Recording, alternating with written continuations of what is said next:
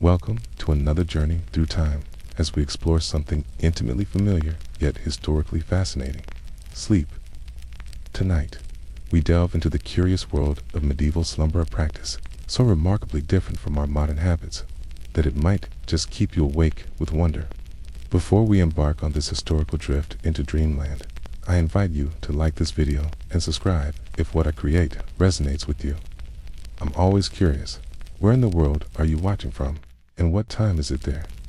There's something magical about knowing we're connected across different time zones, sharing this moment together. Dim your lights, perhaps activate that gentle white noise. Let's journey together into the sleeping habits of our medieval ancestors. In an age before blue light filters and sleep tracking apps, medieval people approached nighttime with a rhythm that would perplex modern sleep scientists. They practiced what historians call segmented sleep, a natural bimodal sleep pattern elegantly divided like an hourglass. The practice was elegantly simple. As darkness fell, people retired early, surrendering to their first sleep. Approximately 4 hours later, they would naturally awaken for a period called the watch. Not considered a disruption, but an essential part of the night's architecture. During this wakeful interlude, they engaged in what modern efficiency experts might envy: productive midnight activities. This wasn't insomnia. This was the very definition of normal sleep. This midnight interlude between sleeps served multiple practical and social purposes. People utilized this quiet hour to tend to spiritual matters through prayer or scriptural reading, maintain their hearts, or check on their valuable livestock, a sensible precaution where your livelihood might wander off in the night. Perhaps most intriguingly, medical texts and marital guides of the era specifically recommended this interval for intimate relations. Physicians noted that bodies were most relaxed and minds most tranquil during this time, essentially suggesting that both partners were too peacefully drowsy to maintain disagreements. So while today's romantic gesture might be preparing breakfast in bed, medieval couples had an entirely different schedule for expressing affection. The second sleep would follow this interlude and continue until dawn's first light. This rhythmic sleep pattern transcended social class, from humble farmers to scholarly monks to aristocracy. Literary evidence confirms its ubiquity. Even Geoffrey Chaucer referenced it in his works, proving that even medieval literature acknowledged this distinctive sleep pattern. Fascinatingly, contemporary sleep research suggests this bifurcated sleep schedule may actually align more naturally with human circadian rhythms in the absence of artificial lighting. So perhaps next time you find yourself mysteriously awake at 2 a.m., rather than counting sheep or reaching for your phone, you might simply acknowledge, my ancestral watch begins, and embrace this ancient tradition. It wasn't until the Industrial Revolution, with its factory whistles, gas illumination, and obsession with productivity, that humanity gradually enforced the consolidated 8-hour sleep model we now consider standard, as if rest were a manufacturing process to be optimized. In medieval times, midnight wakefulness wasn't considered dysfunctionate. Was simply the natural rhythm everyone followed, regardless of preference. Let's discuss sleeping surfaces, or what passed for beds in medieval Europe. While today we debate memory foam versus hybrid mattresses and fuss over thread counts, medieval sleeping arrangements were considerably more elemental. For the average person, a bed consisted primarily of materials that had once been growing in a field, now repurposed as a rustling, occasionally prickly foundation for slumber.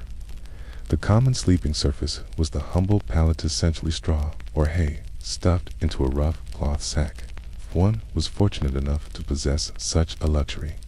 If not, it was simply loose straw spread directly on the ground, often damp and possibly already claimed by local felines. These straw pallets offered minimal comfort, but represented practical ingenuity. Straw provided an accessible, renewable resource that offered reasonable insulation against the cold earth.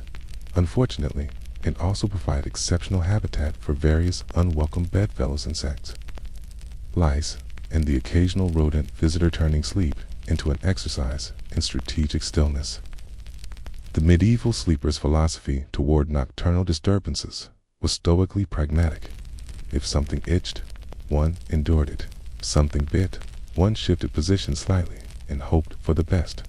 Families with modest prosperity might elevate their straw mattress onto a simple wooden frame, not significantly enhancing comfort, but at least reducing the likelihood of waking with beetles exploring one's ear canal. Bed linens were an uncommon luxury. Most people simply slept in their daytime attire. The concept of specialized sleeping garments or personal sleeping space remained foreign to most.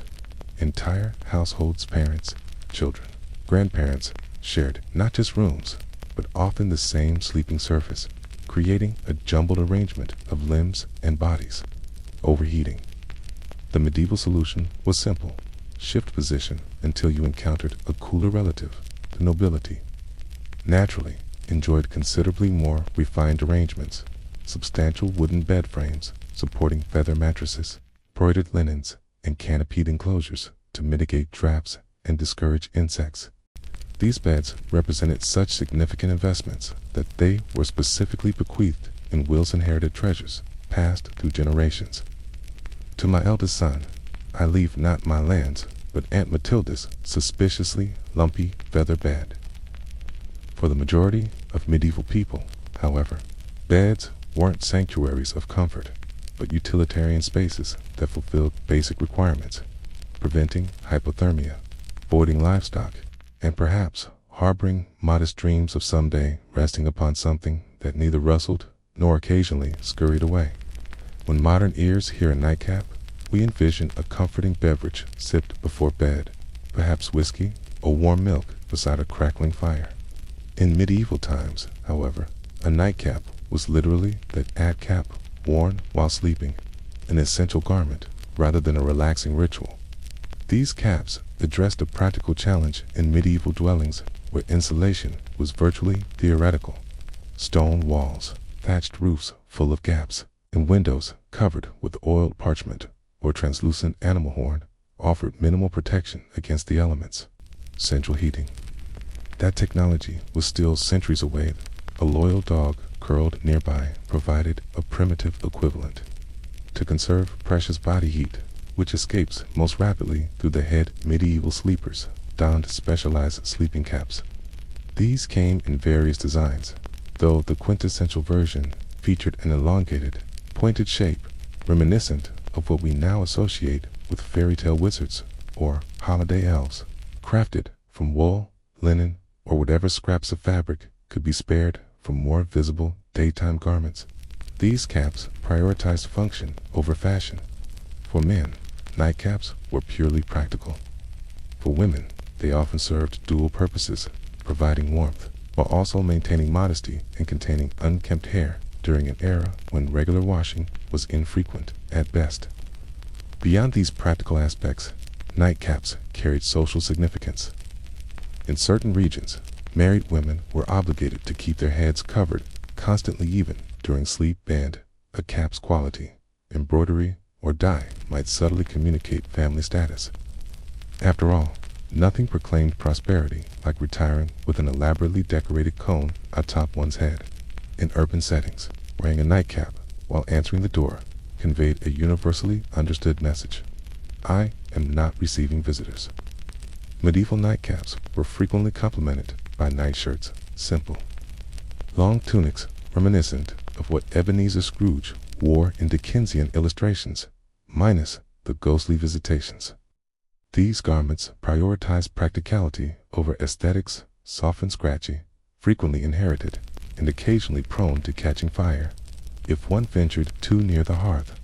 In our era, sharing a bed with strangers typically occurs only during unfortunate travel mishaps or questionable housing decisions. For medieval travelers, however, communal sleeping was standard practice, not a choice, but an expectation.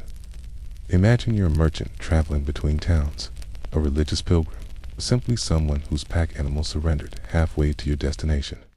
You locate an inn itself, a relative luxury, and request lodging for the night. What awaits isn't a private room with a key, but rather an assigned position in an already occupied bed. Medieval accommodations functioned more like contemporary hostels, stripped of all privacy considerations. If a bed had any unoccupied space, that space would be filled typically with complete strangers who might have questionable hygiene, disruptive sleep habits, or concerning medical conditions.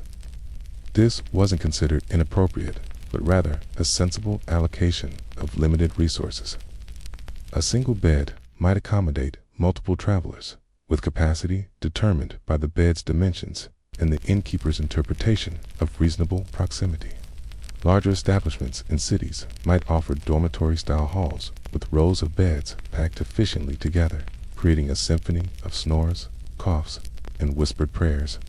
The unwritten etiquette of shared sleeping was complex and territorial. Sometimes accommodations separated genders, though not consistently. Certain establishments attempted rudimentary organization by profession, grouping travelers with similar occupations or social standing together, but more commonly the principle was simply first arrived, first served regarding preferable positions. While modern sensibilities might recoil at such arrangements, medieval travelers considered it vastly preferable to the alternatives: sleeping outdoors, exposed to weather, wildlife, and potential violence, concerned about security. Medieval travelers developed practical adaptations.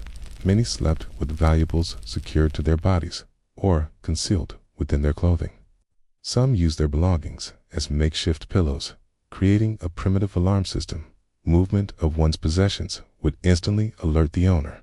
Wealthy travelers, predictably, avoided these communal arrangements, traveling with servants and demanding private accommodations or bypassing public inns, entirely in favor of monasteries or noble households where their status ensured more dignified treatment.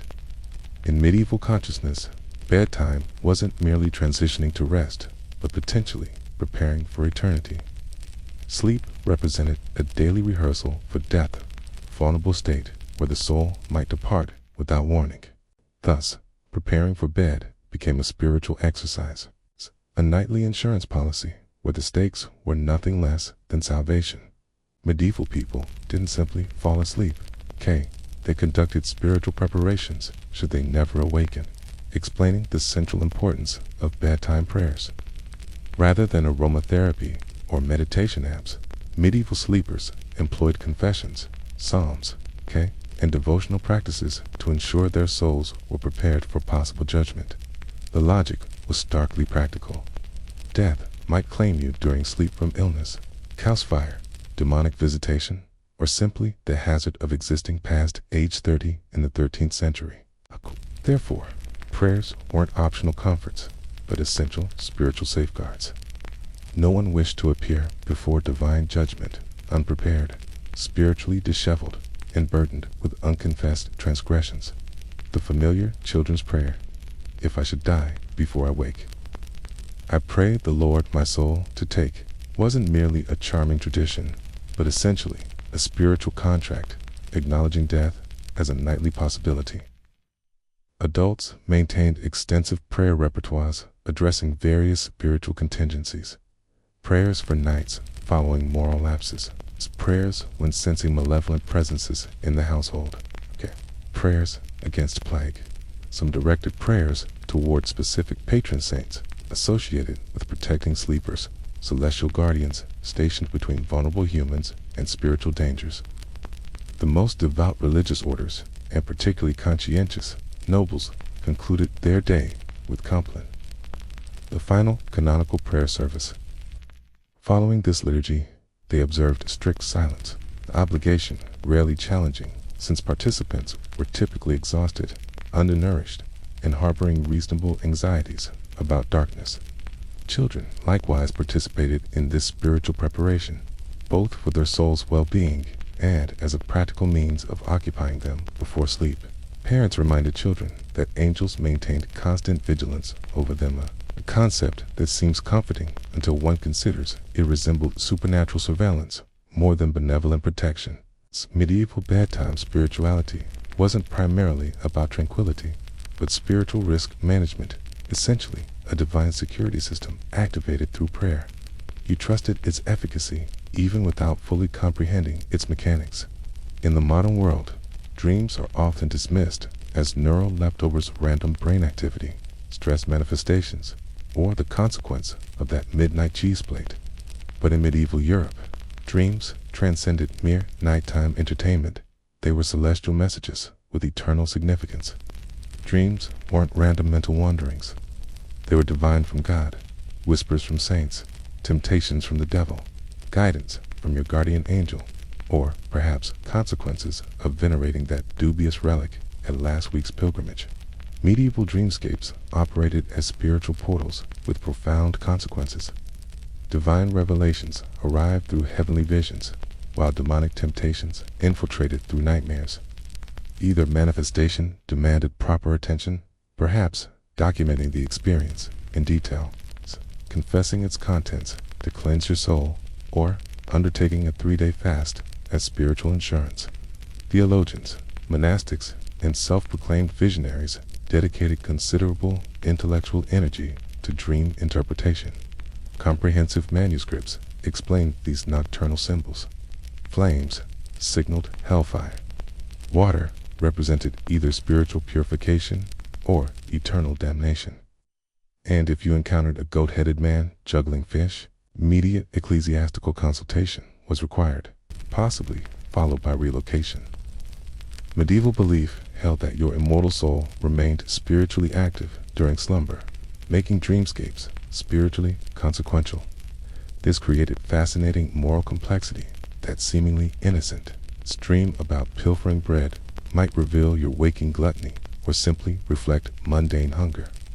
Nevertheless, confession remained the prudent course regardless of interpretation. The uncertainty alone warranted spiritual precaution. In monastic communities, dreams became part of spiritual discipline. Monks and nuns meticulously recorded their nighttime visions for spiritual directors to analyze. Some fortunate dreamers received celebration for experiencing divine revelations, while others received practical advice about reducing pre-bedtime onion consumption. Beyond their spiritual significance, dreams provided medieval literature with endlessly versatile narrative frameworks.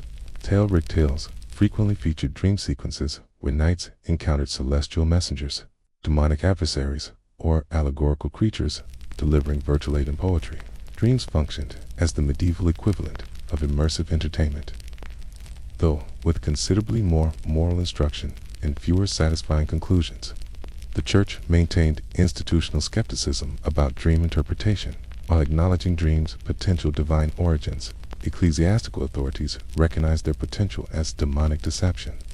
That unsettling dream might indicate spiritual warfare, merely the consequences of sleeping too near toxic hearth fumes. In contemporary bedrooms, inviting pets onto mattresses represents a personal choice about companionship. In medieval households, however, animal co-sleeping wasn't about affection, it was thermal survival strategy.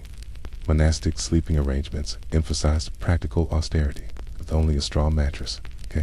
Monks slept fully clothed not from modest sensibilities, but practical necessity. Pre-dawn prayer attendance at 2 a.m. proved substantially more manageable when already properly attired. The monastic uniform coarse robes, belts, and sandals served dual functions as spiritual armor and woefully inadequate insulation. Cold conditions permitted additional layering. Overheating simply wasn't recognized as a medieval monastic possibility. Monastic dormitories enforced strict regulations beyond simple sleeping arrangements. Pillows represented unnecessary luxury. Privacy curtains suggested concerning secretiveness, and conversation remained absolutely forbidden. Under Benedictine rule, excessive nocturnal movement or audible groaning could result in assignment to chamber pot due to medieval monasticism's equivalent of corporate probation.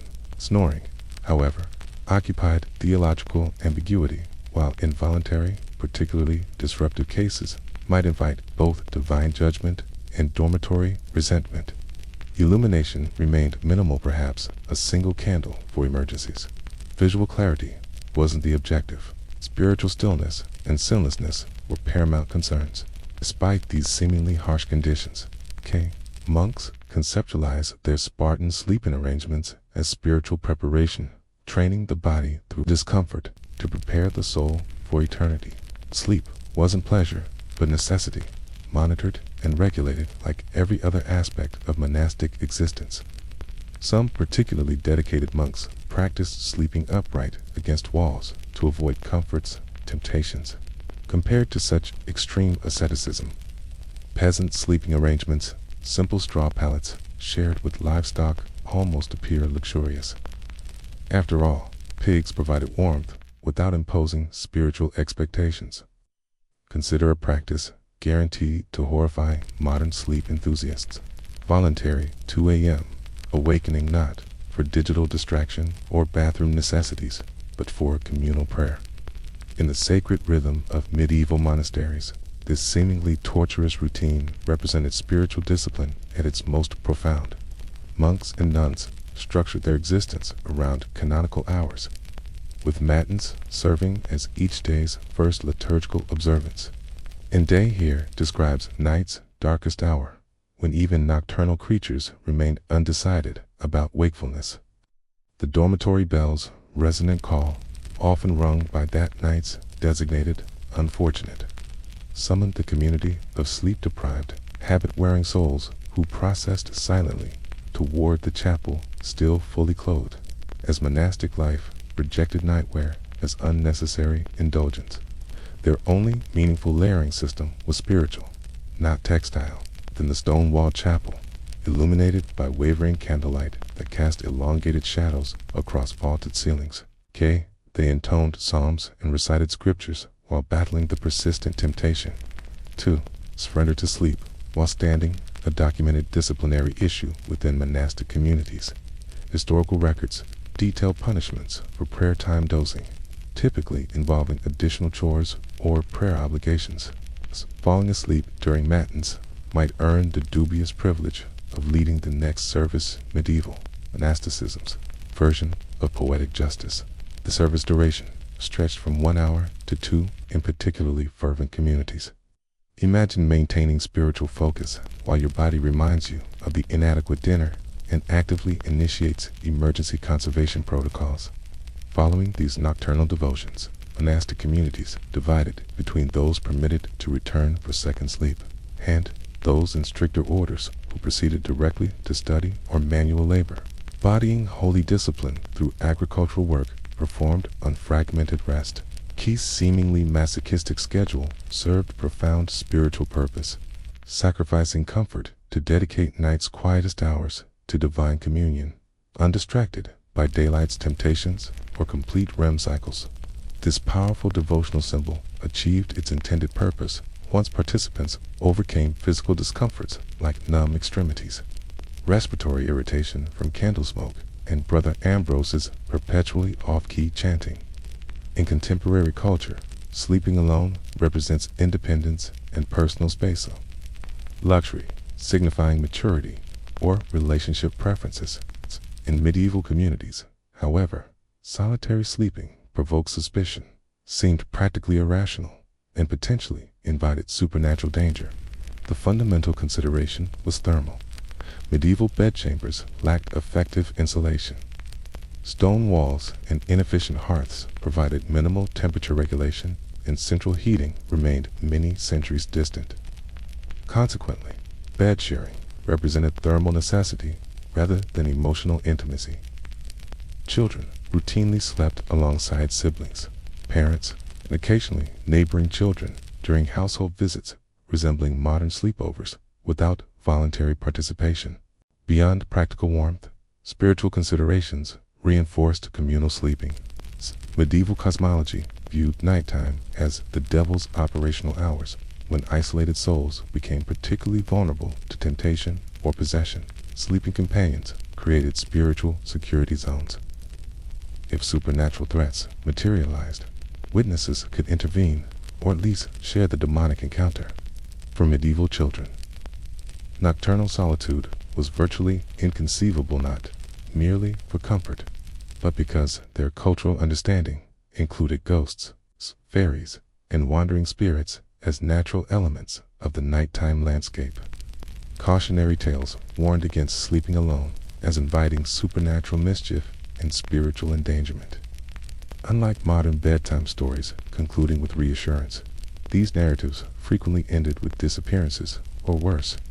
Even married couples rarely enjoyed conjugal exclusivity, typically sharing their sleeping space with children, servants, or traveling guests. Privacy existed as theoretical concept rather than practical reality.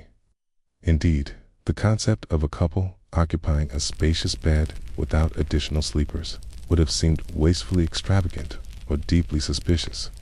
Within religious communities, monks typically shared dormitories. Assignment to solitary quarters usually indicated disciplinary action.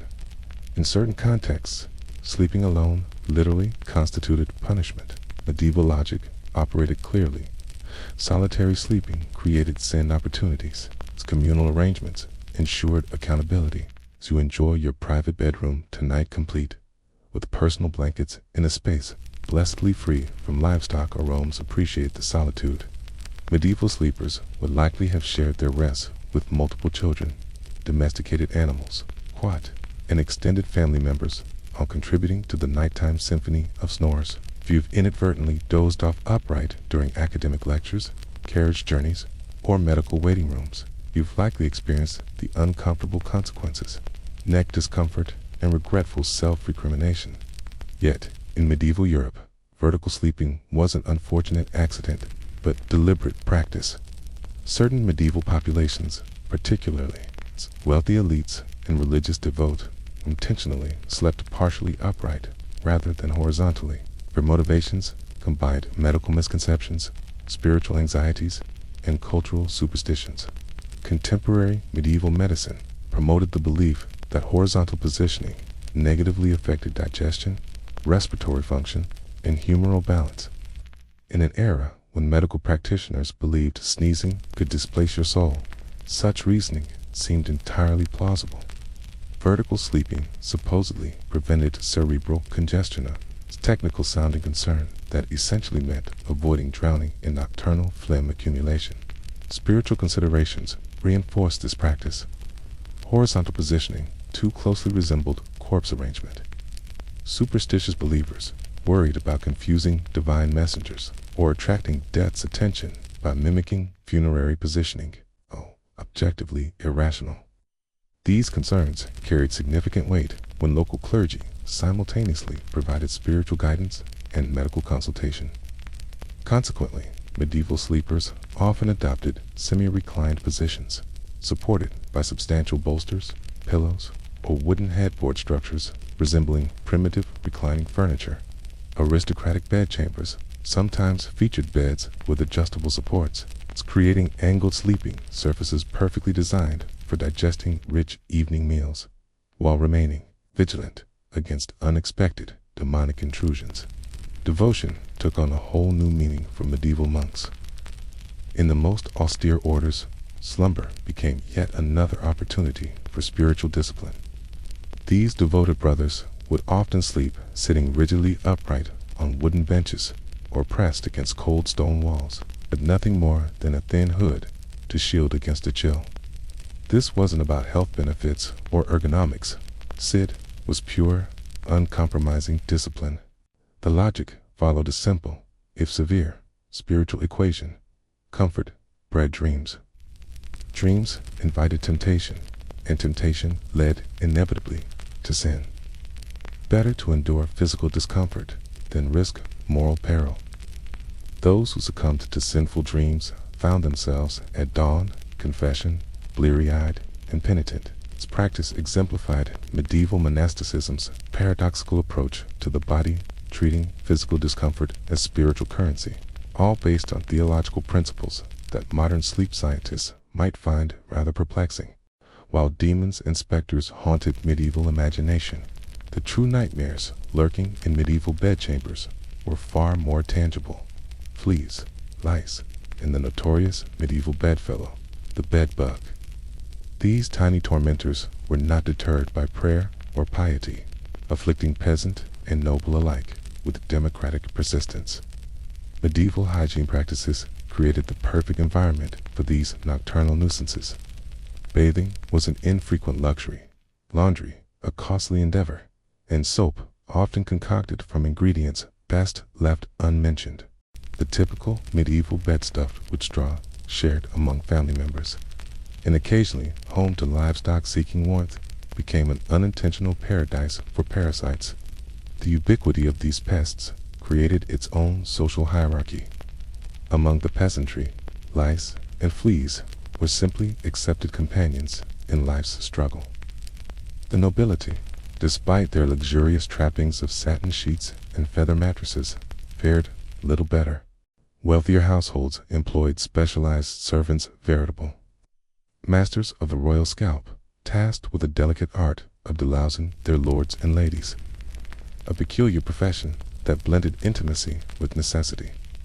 Bed bugs proved particularly formidable adversaries. These nocturnal hunters concealed themselves ingeniously within wooden bed frames, mattressings, and even the mortars between stone walls, emerging under cover of darkness for their blood feast. This partly explains the medieval preference for sleeping fully clothed and wearing nightcaps. These weren't merely fashion statements, but tactical armor in the nightly battle against parasitic invaders. Medieval remedies ranged from the sensible to the spectacularly misguided. Some households burned aromatic herbs like wormwood or tansy, hoping their pungent smoke would drive away unwanted guests. Others took more extreme measures, introducing garlic, onions, or even ashes directly into their bedding practices that repelled human companions as effectively as they did pests. These infestations transcended mere physical discomfort, taking on spiritual dimensions in the medieval mind. Fleas became symbolic of moral corruption and human frailty, tiny, biting reminders of mankind's fall from grace. Curiously, these creatures also inspired medieval poetry, some pieces moralizing, others surprisingly romantic.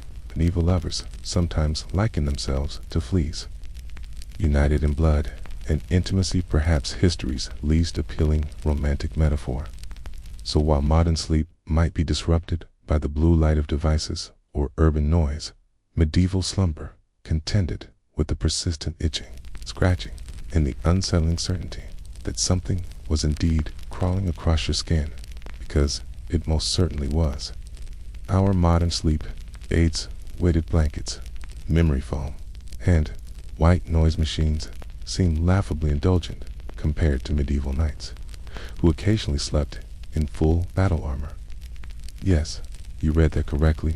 100 pounds of iron became the most extreme weighted blanket in history, worn not for comfort, but survival. To be fair, even knights preferred comfortable sleep when possible. Full armor was undeniably hot, heavy, and cacophonous. Trying to change positions while encased in chainmail resembled nothing so much as a cutlery drawer being violently shaken. Nevertheless, during campaigns or in hostile territory, partial armor became the sensible, if uncomfortable, sleeping attire. Survival trumped comfort every time. A knight on expedition might remove only his helmet and gauntlets before rest, keeping his mail shirt or breastplate secured against midnight ambush. Imagine being startled awake by approaching hoofbeats while still half dreaming of mundane matters like Turnip-Arvisat. At least you'd be partially prepared for battle. During castle sieges, conditions grew even more austere. Men-at-arms slept with weapons within immediate reach, swords and axes serving as lethal teddy bears. Shields doubled as improvised pillows, and the strategic advantage was clear. If walls were breached during the night, defenders were already dressed for combat. Medieval pragmatism at its finest. The physical toll of armored sleep cannot be overstated. Iron offers no breathability, and chainmail has an unfortunate tendency to pinch skin with every movement. Add stone floors, minimal bedding, and the ambient symphony of snoring comrades and flickering torches, and you've created a sleep environment that makes modern airport terminals seem luxurious by comparison. Even those not actively engaged in warfare sometimes adopted protective measures during sleep. Traveling merchants or sentries might dan gambeson stick, quilted jackets, offering modest protection and slightly more padding than faith alone could provide. Perhaps the most underappreciated aspect of armored sleep was its acoustic properties. A night rolling over in full mail created a metallic clamor sufficient to wake an entire barracks, with startled companions momentarily convinced the apocalypse had arrived again. In an era when nocturnal demons, parasitic infestations, and livestock sharing your sleeping space were considered routine inconveniences, one might assume sleepwalking would barely register as noteworthy. Yet this common sleep disorder inspired particularly dramatic medieval responses. Medieval witnesses to sleepwalking rarely attributed it to stress or exhaustion. Instead, they saw possession, witchcraft, or unresolved celestial obligations. Scholarly term preferred by educated monks, inspired not medical concern, but supernatural dread. The spectacle of a person rising from their straw pallet, wandering aimlessly with vacant expression, perhaps muttering incomprehensibly, triggered immediate supernatural associations. Contemporary accounts revealed genuine fear rather than scientific curiosity. Picture the scene: a figure in billowing nightclothes, candle clutched in hand, eyes unfocused, perhaps reciting Latin phrases they couldn't possibly know while navigating around sleeping livestock. Witnesses naturally suspected ghostly possession or heretical influence. Depending on local religious authorities, exorcism might be scheduled before breakfast. Medieval medical theory attributed sleepwalking to humoral imbalances, particularly excess black bile, the medieval cachal, explanation for inexplicable behaviors.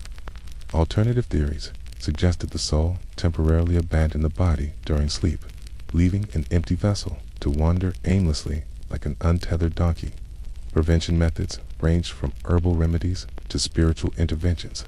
Iron charms hung above beds or in rural areas. The straightforward approach of tying the sleepwalker's leg to furniture. Such measures might seem extreme until you consider medieval homes featured open hearths, abundant, sharp implements, and precariously positioned chamber pots awaiting unfortunate nocturnal encounters. Particularly alarming were accounts of sleepwalkers climbing onto rooftops, whether factual or exaggerated. These tales prompted architectural precautions like barred windows and sparked theological debates regarding culpability for sins committed while unconscious. Fortunately, most medieval sleepwalkers merely paced, mumbled, or attempted to open non-existent doors. Yet a sleepwalker entering a church might be interpreted as divinely guided, necessitating purification rituals to address all spiritual contingencies. If medieval existence taught its inhabitants anything, it was the remarkable ability to sleep through virtually anything. Church bells, violent storms, bellowing livestock, even occasional sieges for sleep-deprived medieval populations. These were merely background noise, the original white noise machines. Church bells structured medieval existence, marking every sacred moment from sunrise prayers to midnight devotionals. For those dwelling near monasteries, bells punctuated dreams with metronomic precision, including the particularly unwelcome matins at 2 or 3 a.m. Eventually, the human brain adapted. Bells transformed from disruptions into familiar lullabies for souls operating on divine timetables. Weather phenomena struck with unfiltered intensity, without meteorological forecasts or substantial insulation. Thunderstorms arrived with biblical fury. Roofs leaked, windows rattled, and chimneys wailed like banshees. Yet somehow, sleep persisted through the tempest. Daily labor couldn't pause for insufficient rest. Fields required plowing, prayers needed saying, and Viking raids demanded appropriate responses, regardless of one's sleep quality. It ticked even during history's darkest chapters, the 14th century's unholy trinity of famine, warfare, and bubonic plague people somehow continued sleeping. When death carts rolled past in morning light, they served as grim alarm clocks rather than cause for panic. Non-awakening was sometimes considered merciful release. Historical records document people sleeping through earthquakes, barn fires, and mob violence. Sleep deprivation was endemic, and human physiology adapted accordingly.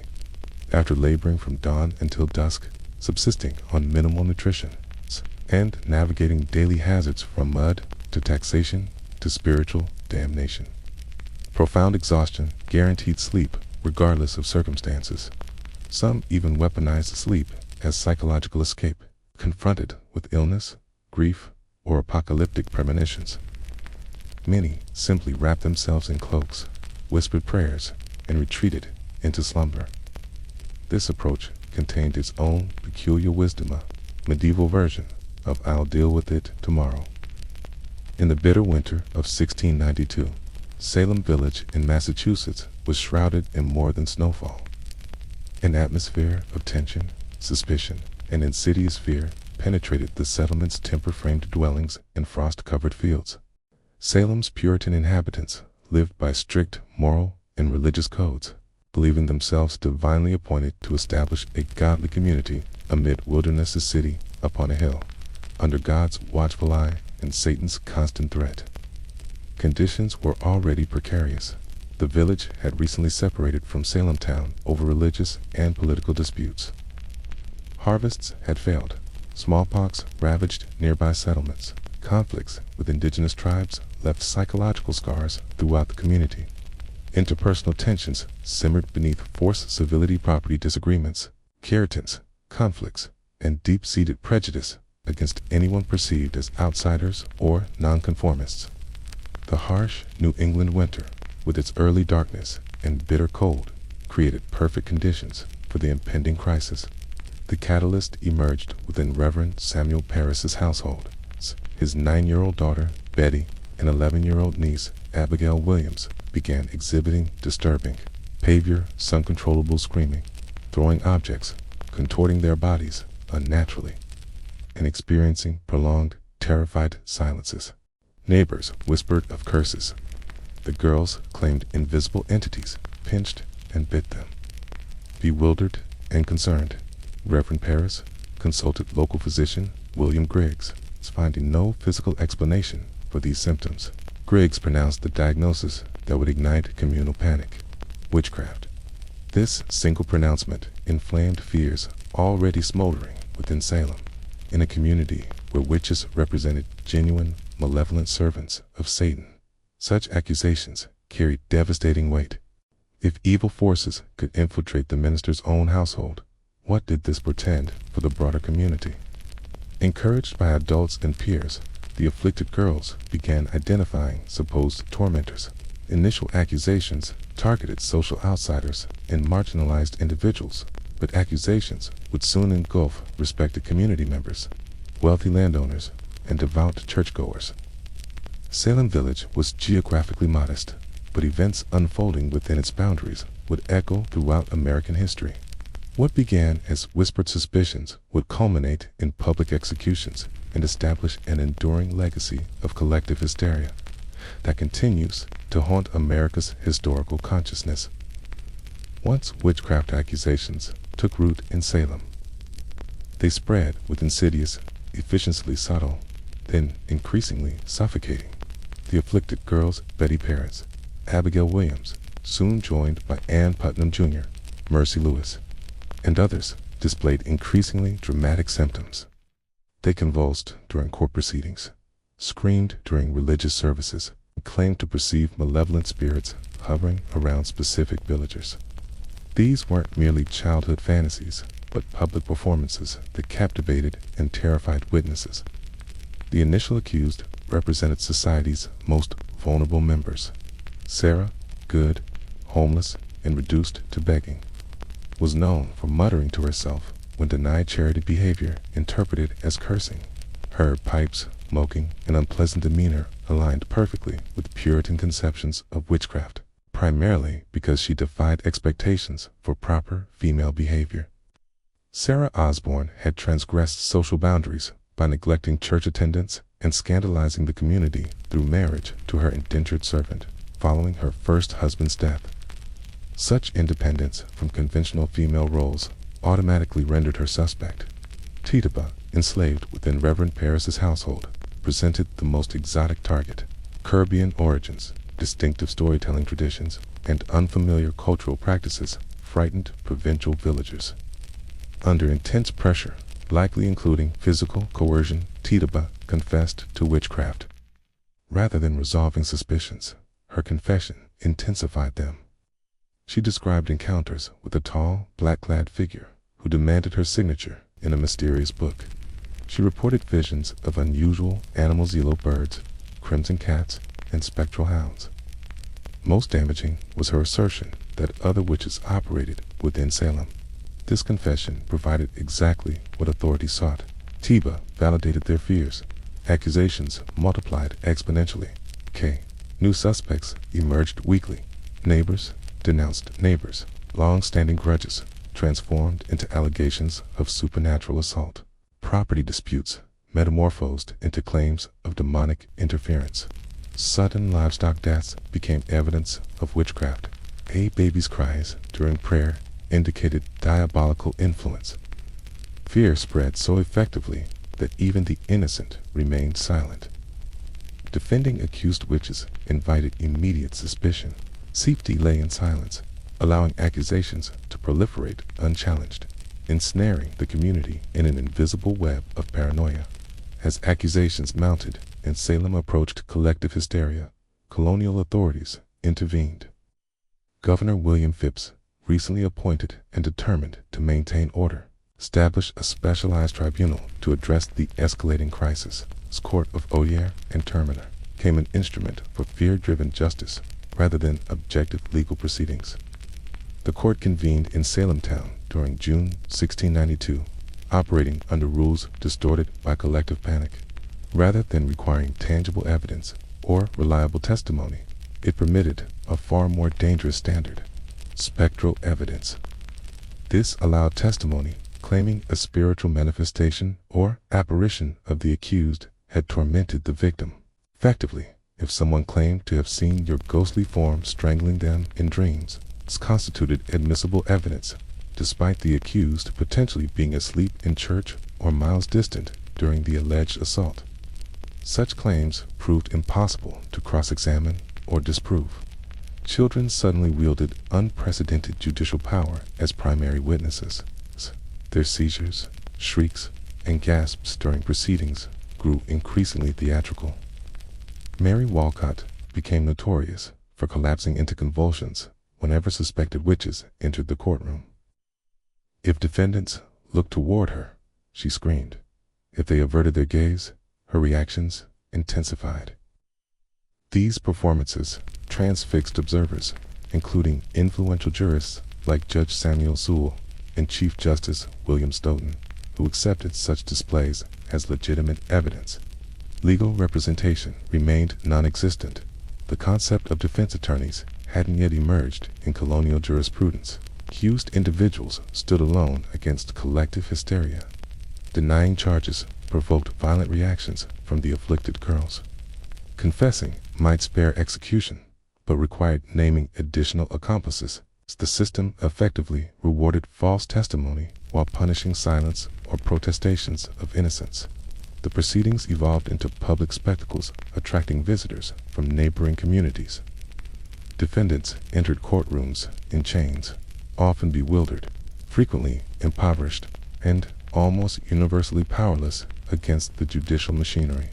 Despite growing skepticism among some villagers who suspected the girls' performances were fabricated, few voiced concerns.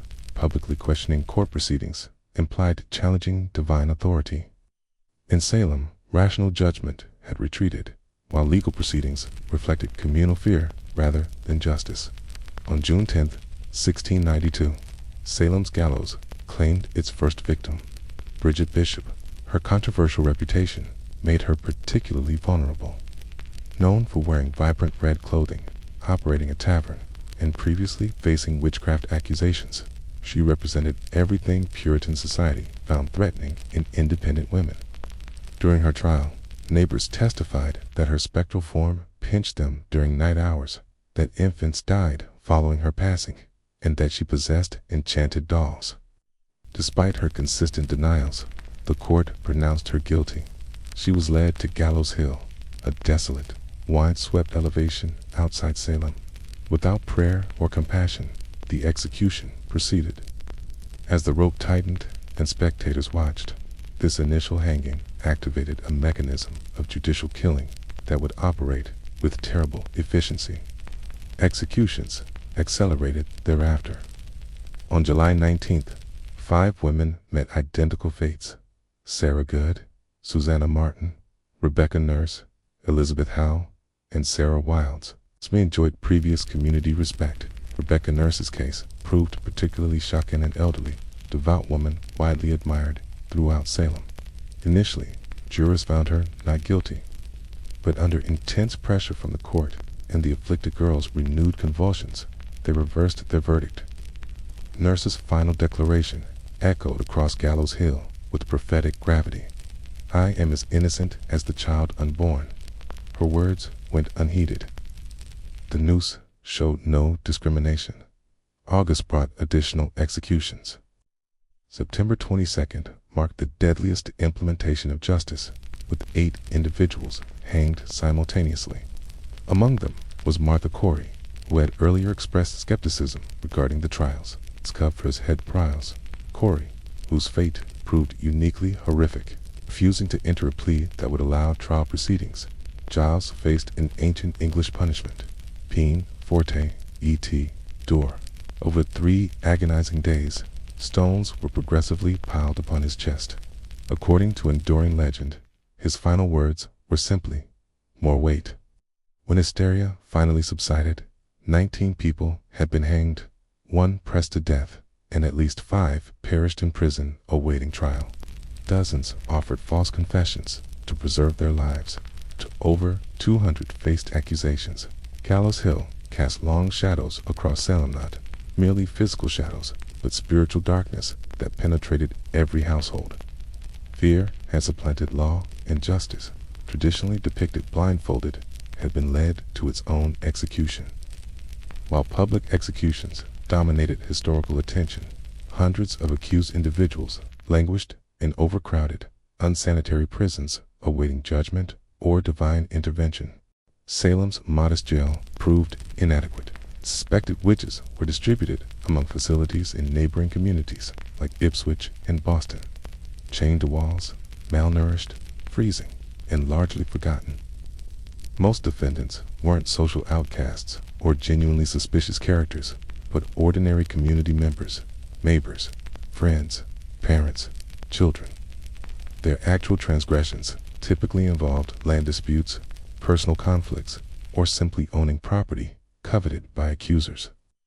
Personal vendettas masqueraded as righteous indignation. A wandering pig dying on neighboring property transformed into supernatural malice. Refusing to share firewood became evidence of cursing abilities. Mary Eastie, sister of the executed Rebecca Nurse, exemplified this tragic pattern. A respected mother of 7, known for religious devotion. She was initially released by the court, but rearrested days later, following renewed afflictions among the accusers.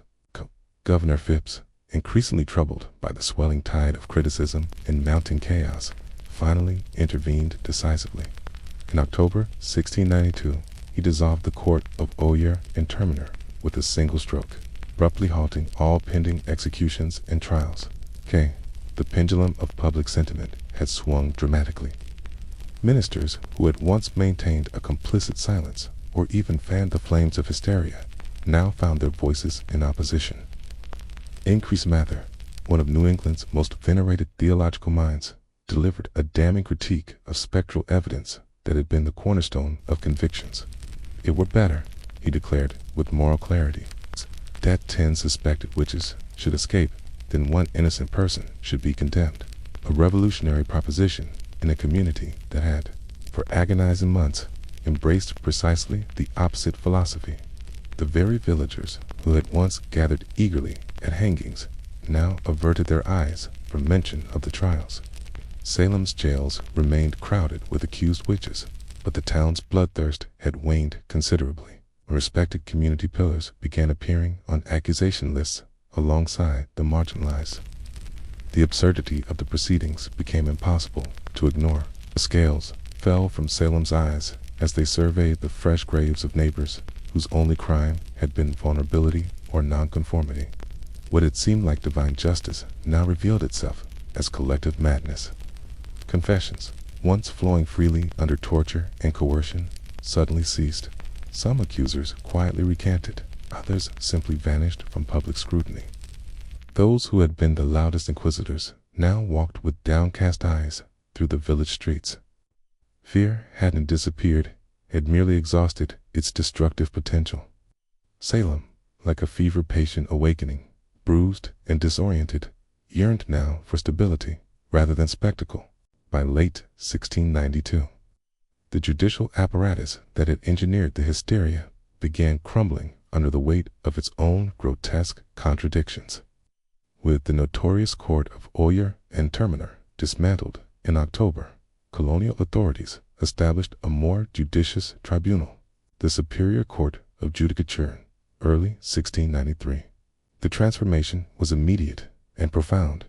Spectral evidence, once the cornerstone of witch trials, was categorically rejected, and judges approached accusations with newfound skepticism that would have saved countless lives had it existed months earlier. The effects were dramatic and immediate. Conviction rates plummeted as reason reasserted itself in Salem's courtrooms. Of the 56 cases brought before this newly constituted court, most defendants walked free. Even those who had previously confessed now retracted their statements, revealing how fear, physical torment, and psychological pressure had extracted false testimony. The once mesmerizing fits and visions of the afflicted girls now fell flat before more discerning judicial eyes. Perhaps nothing illustrated the trial's unraveling more clearly than the case of Reverend Samuel Willard. When this esteemed minister fell under suspicion, the absurdity of Salem's witch-hunting enterprise could no longer be ignored, though never formally indicted. The mere suggestion that such a respected spiritual leader might consort with demons exposed the arbitrary, corrupt nature of the proceedings. The court, previously ravenous for convictions, now moved with deliberate caution. Salem's jails began emptying gradually, first releasing those against whom evidence was particularly flimsy, then eventually freeing even those who had confessed under duress. While the judicial machinery ground to a halt, the human aftermath intensified. Families of the executed began demanding recognition of terrible injustice. John Proctor's children filed formal petitions seeking restoration of their father's seized property. Rebecca Nurse's family embarked on a determined campaign to rehabilitate her sullied name. As months passed, Salem's dominant emotion transformed from paranoid fear to profound collective shame. Church congregations splintered along lines drawn during the trials. Friendships that had survived decades dissolved over testimony given or withheld. The social tapestry of Salem lay in tatters. Governor Phipps, recognizing the colony's growing humiliation in the eyes of the wider world, issued a sweeping pardon for remaining prisoners in 1693. Sudden livestock deaths became evidence of witchcraft. A baby's cries during prayer indicated diabolical influence. Yet even liberation from false imprisonment came with cruel irony. Many families discovered they must pay their own jail fees before securing release. The bitter reality confronted survivors after losing homes, health, and nearly their lives to judicial madness. They now received bills for their own unjust confinement. When the final accounting was tallied, Salem's toll was devastating. 19 hanged, 1 pressed to death beneath crushing stones, 5 perished in prisons, squalor, and over 200 lives forever marked by accusation. The court hadn't merely disbanded, had imploded spectacularly, leaving in its wake a landscape of guilt, grief, and shattered faith. The trials had concluded, but Salem's healing remained an open wound. Salem emerged from its nightmare, fundamentally altered by those it had sacrificed, the justice it had perverted, and the horrifying reflection it now confronted in history's mirror.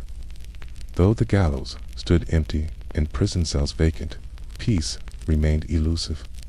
The village found itself haunted, not by spectral witches, but by the all-too-human specter of collective guilt. What had begun with the strange afflictions of several young girls had metastasized into communal self-destruction of staggering proportions. Families lay fractured, reputations destroyed, and innocent blood-stained Salem's soil. The survivors now faced the daunting task of rebuilding lives among the wreckage of their own making. Neighbors who had shared pews and breaking bread for decades now avoided each other's gaze in Salem's narrow streets. Those who had once joined in prayer had risen in court to condemn one another with fabricated visions. Several of the afflicted girls quietly slipped away from Salem, seeking anonymity in distant settlements.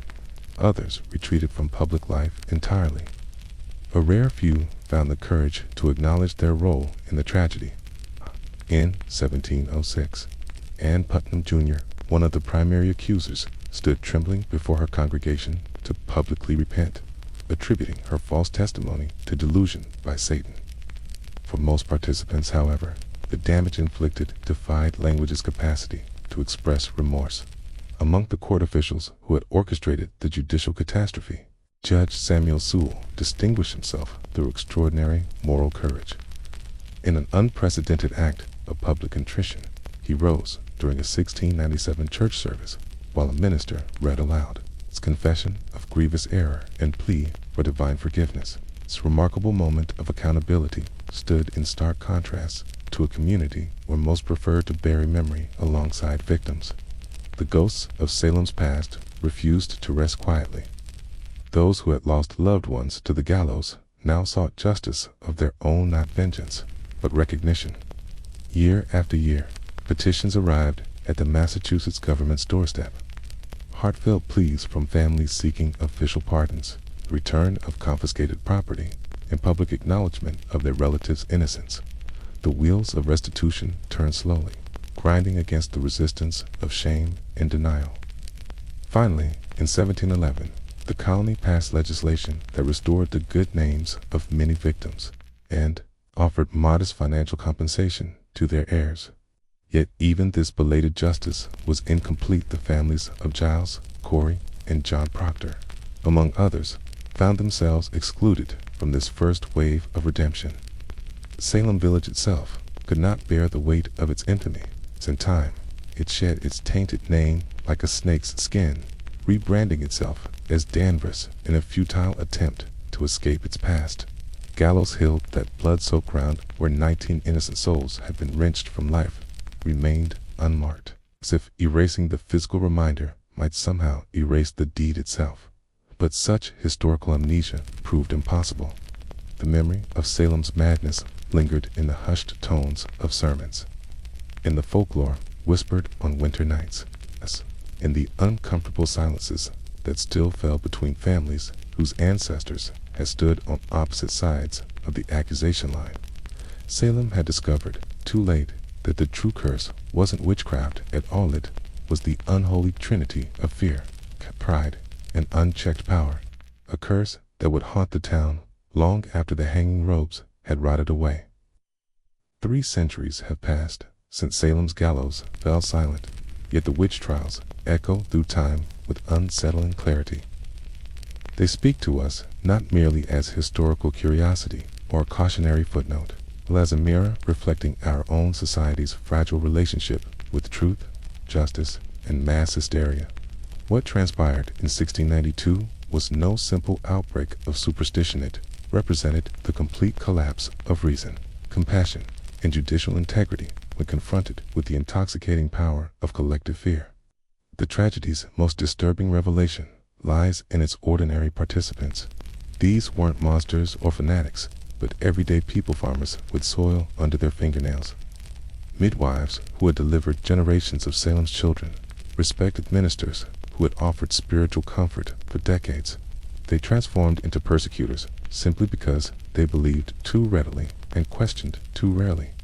The court's institutions, designed as bulwarks against tyranny, became instruments of it. Instead, religion, meant to console and uplift, became weaponized. Its testimony devolved into theatrical performance, and even silence itself became evidence of guilt. Perhaps most chilling was the speed of Salem's descent. In mere months, rational discourse gave way to primal fear, and long-standing grudges, disguised as spiritual warfare, became death sentences. No actual demons were required, only the terrifying human capacity to believe in them. Yet from this darkness came light. The Salem trials, through their grotesque miscarriage of justice, planted seeds that would eventually blossom into fundamental American legal principles. When the framers gathered nearly a century later to craft the Constitution, the specter of Salem haunted their deliberations. They explicitly prohibited ex post facto laws and bills of attainder legal mechanisms that had effectively doomed Salem's accused. The right to legal counsel, the right to confront one's accusers face to face, and the demand for tangible evidence rather than spectral visions. These cornerstones of American jurisprudence were forged partly from Salem's bitter lessons, principles purchased at the terrible price of innocent blood on Gallows Hill. In our modern discourse, witch hunt has become convenient shorthand for political persecution or moral panic. Yet this casual usage often strips the phrase of its genuine horror, the terror of real people hanged for imaginary crimes, betrayed by the very institutions meant to shield them from injustice. Salem wasn't metaphorical. It was flesh and blood, rope and gallows, real tears shed by real families. If Salem offers one enduring lesson, it is this: fear, when left unchecked, becomes its own form of tyranny. And when that fear receives official sanction from courts, churches, or governments, it becomes nearly unstoppable. The trials stand as an eternal warning, not merely of one community's descent into collective madness, but of how quickly reason can crumble when fear is clothed in authority's robes, though the gallows have long since rotted and the courtrooms fallen silent. Salem's warning reverberates through time. Truth remains fragile, justice requires vigilance, and history stands ready to repeat itself, unless we remember and guard against our darkest human tendencies. In the twilight years of the Roman Republic, when the foundations of power were cracking beneath the weight of ambition and civil war, a woman named Fulvia was born. The year was approximately 83 BCE, and she entered the world as a daughter of the Fulvian elite family of plebeian origin that had clawed and schemed its way into Rome's upper echelons. Though they lacked the ancient pedigree of patrician bloodlines, the Fulvi had produced their share of consuls, generals, and silver-tongued orators. Their family tree bore fruit of both remarkable ambition and a distinctive taste for disruption, traits that Fulvia would inherit in abundance.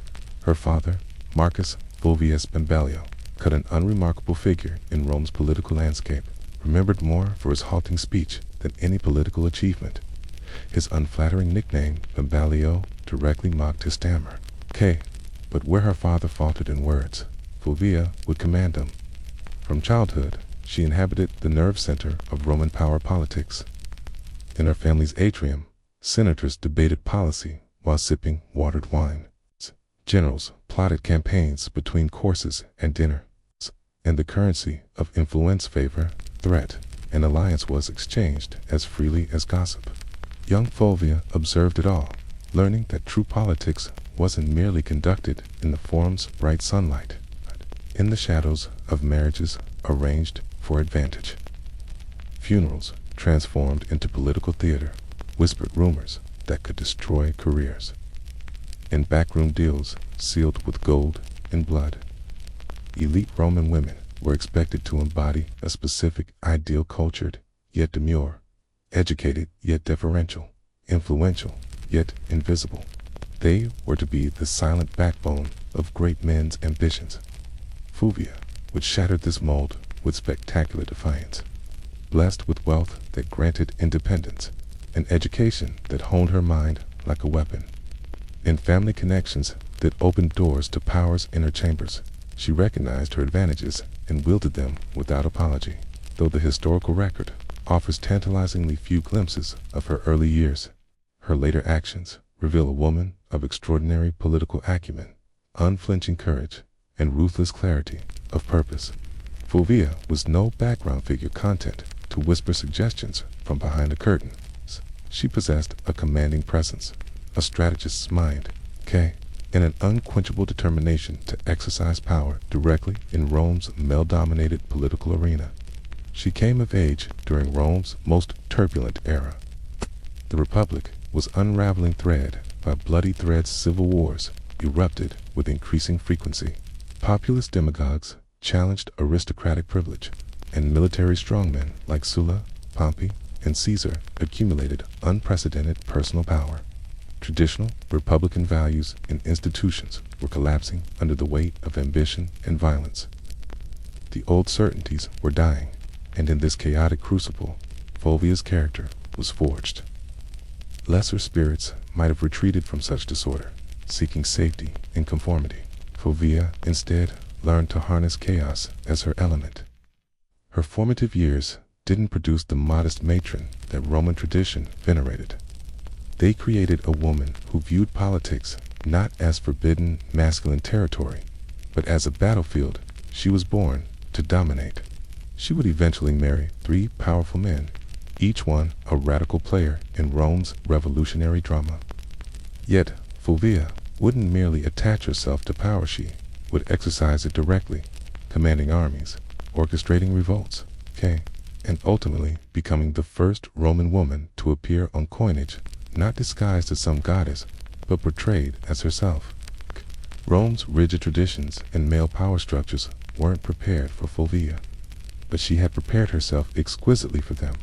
Fulvia's first strategic alliance came in the form of marriage to Publius Clodius Pulcher, a union that was less a romance than a political partnership of extraordinary potency. Clodius was Roman nobility reimagined as revolutionaria, patrician by birth, who had become populism's most flamboyant champion. To the conservative Senate, he represented dangerous chaos. To Rome's teeming urban masses, he embodied hope against elite oppression, and to Fulvia, he offered a perfect vehicle for her own political ambitions. Their marriage in the early 50s BCE united her wealth and connections with the man who had transformed the Eternal City into his personal political theater. Clodius had already built a reputation for spectacular defiance of tradition. He had once infiltrated the sacred female lonely Bonadi ceremony in Caesar's house, disguising himself as a woman, a sacrilege that should have destroyed his career, but instead burnished his audacious image. Later, he made the unprecedented move of renouncing his patrician status to secure election as tribune of the plebs, an office that granted him formidable veto power over senatorial actions. Clodius understood the politics of Rome's streets with intuitive brilliance, mobilizing gangs of supporters to intimidate opponents and dominate public spaces. And contrary to Roman expectations that wives remain invisible in political affairs, Fulvia stood boldly at his side as active partner rather than decorative accessory. Contemporary sources reveal that Fulvia immersed herself fully in her husband's political machinery.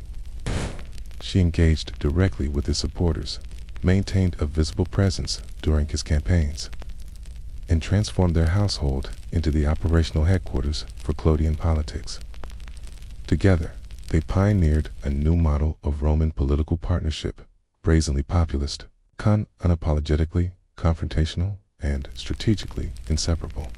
But their meteoric rise attracted dangerous enemies. In 52 BCE, Clodius was murdered on the Appian Way, ambushed by the armed guards of his bitter rival, Titus Annius Milo. His bloody death sent shockwaves through Rome's political landscape.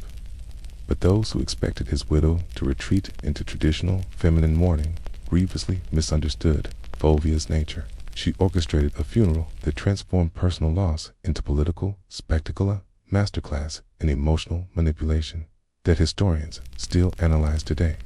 Fulvia had Claudius's mutilated body displayed in the forum with wounds deliberately exposed, allowing the public to witness the full brutality of his murder. The calculated display ignited explosive public outrage. Riots engulfed the city, culminating in the torching of the Senate House itself. Through this extraordinary act, Fulvia had alchemized private grief into public insurrection, revealing her genius for political theater and her willingness to weaponize even death for strategic advantage. This marked her dramatic emergence as a power in her own right. Claudius's physical presence had been extinguished, but Fulvia had stepped from the shadows into the harsh light of Roman politics, wielding influence that no woman before her had dared to claim so openly. Fulvia didn't merely mourn, she strategized. In Rome's cutthroat political arena, power was ephemeral, and she understood its fleeting nature with razor-sharp clarity. The ashes of Claudius Pulcher were barely cool when she orchestrated her second marriage to Gaius Scribonius Curio, charismatic rising star and fervent supporter of Julius Caesar. At first glance, Curio appeared an unlikely choice, a man known for theatrical flair and provocative gestures. Yet, beneath his flamboyant exterior beat the heart of a political mastermind. By 50 BCE, as tribune of the plebs, Curio wielded formidable influence during Rome's most precarious hour. The Republic balanced on a knife's edge between peace and bloodshed, caught between Caesar's relentless ambition and the Senate's desperate resistance.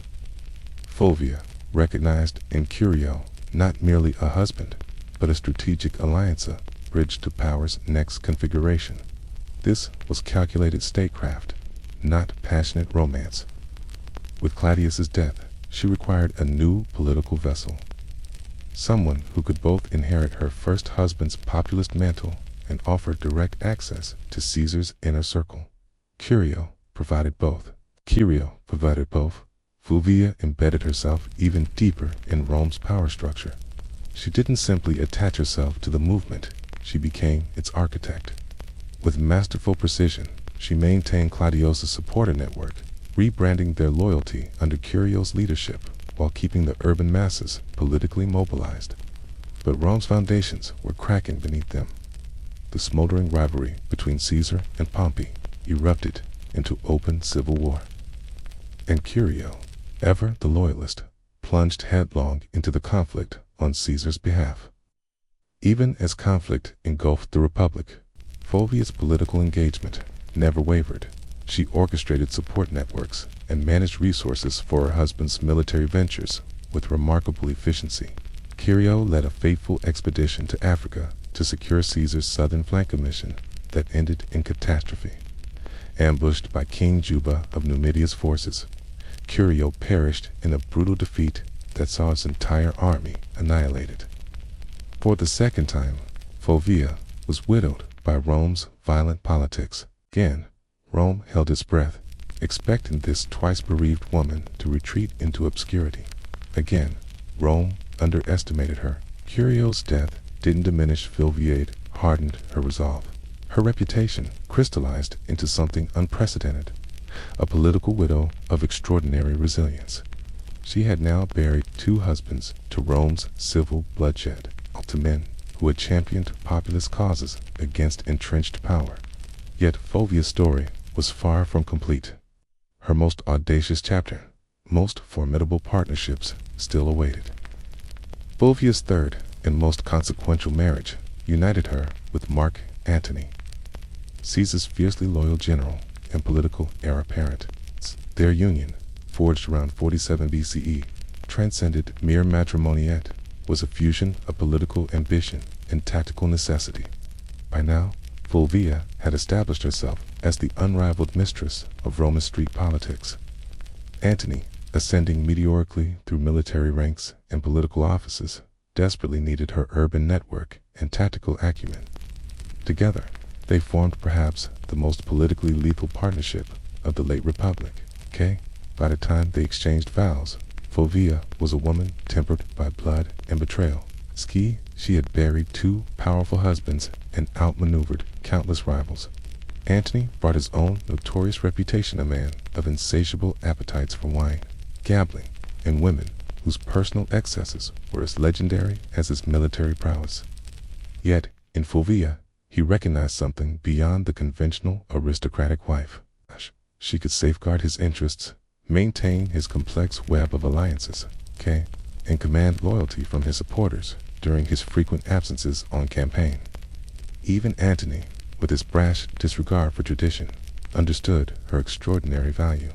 He granted Fulvia authority unprecedented for a Roman woman. She unsealed and answered his correspondence, issued commands bearing his authority, participated in strategic meetings, and influenced key appointments. Its contemporary Roman sources almost universally hostile painted her as domineering and pathologically ambitious. But what truly disturbed Rome's male chroniclers wasn't merely her ambition, it was that she functioned as a man in a political system that had no conceptual framework for female leadership. When assassins' daggers claimed Caesar in 44 BCE, the Republic descended into fresh chaos. While Antony raced to secure his position as Caesar's political heir, it was Fulvia who maintained control of Rome itself.